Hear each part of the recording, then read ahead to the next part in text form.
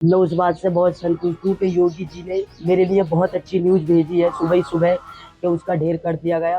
क्योंकि उसने भी तो 3-3 को मारा था, मेरे भाइयों को 3-3 जने मेरे भाई गए थे।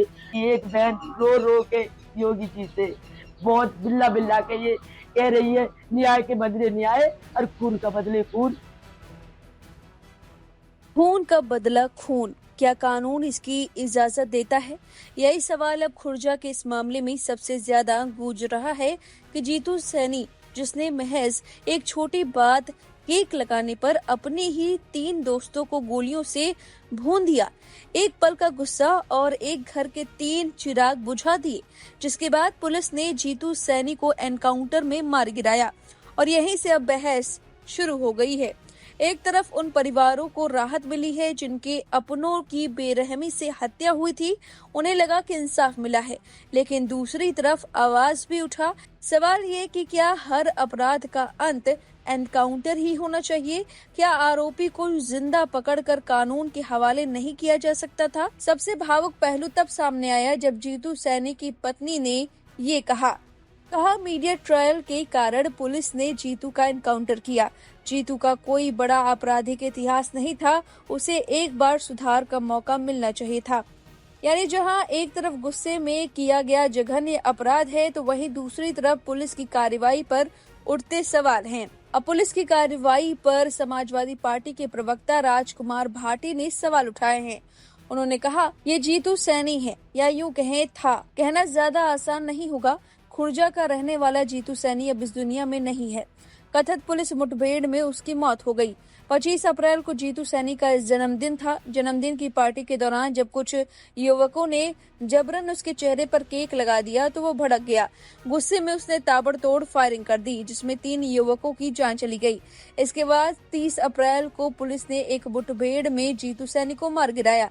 अगर इस पूरे मामले को देखा जाए तो सवाल खड़े होते हैं कि जीतू ने गुस्से में आकर हत्या की, जो किसी भी हाल में माफ नहीं की जा सकती।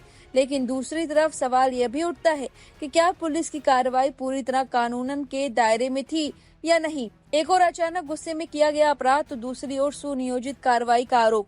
यही वजह है कि यह मामला अब सिर्फ एक अपराध नहीं बल्कि कानून न्याय व्यवस्था पर बहस का मुद्दा बन गया है।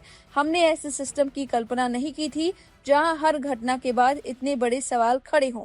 तो सुना आपने, ये सवाल उठाया है समाजवादी पार्टी के प्रवक्ता राजकुमार भाटी ने। अब जरा सुनिए मृतकों के परिवार ने क्या कुछ कहा। मृतक की बहन ने अपना दर्द साझा किया है। नाम है बहन जी आपका? मेरा नाम राधा है।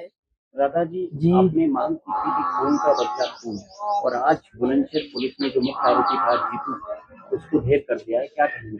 मैं उस बात से बहुत संतुष्ट हूँ कि योगी जी ने मेरे लिए बहुत अच्छी न्यूज भेजी है सुबह ही सुबह कि उसका ढेर कर दिया गया।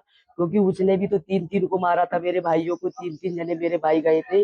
मैं योगी जी से एक बात की और मांग करती हूँ कि इनके जो अवैध फैक्ट्रियां बिजनेस चल रहे हैं, कारोबार हैं, उन पे योगी जी मेरी बात सुन रहे हो, मुझे न्याय दिया जाए। जैसे मेरे लिए ये खुशी भेजी है योगी जी ने, वो मुठभेड़ में जीतू मारा गया, तो इसीलिए मैं हाथ जोड़ के योगी जी से दरखास्त करती हूँ कि इनके जो अवैध फैक्ट्रियां चल रही हैं, इन पे बिल्डोजर और चलवा दी जाए, इनका कारोबार आगे को सब नष्ट हो जाए, जिससे कि मुझे और शांति मिले। और योगी जी मेरी बात को सुन रहे हैं, मुझे न्याय दिलवाए। क्योंकि मैंने योगी जी से और आप सभी से ये बोला था, खून के बदले खून चाहिए। तो मुझे आज एक खबर मिली है कि यो मुठभेड़ में जीतू जी मारा गया। जीतू को जैसे मारा है और जो लोग हैं उन्हें फांसी की सजा जरूर सुनाए। क्योंकि एक बहन रो रो के योगी जी से बहुत बिल्ला बिल्ला के ये कह रही है, न्याय के बदले न्याय और खून का बदले खून। मुझे बहुत खुशी हुई है कि संतुष्ट हूँ कि योगी जी ने या पुलिस प्रशासन ने जो भी करा मेरे लिए बहुत ही अच्छा करा है। अब फिलहाल इस खबर पर आपकी जो भी राय है कमेंट करके अपनी राय जरूर दें। बने रहिए लाइव हिंदुस्तान के साथ।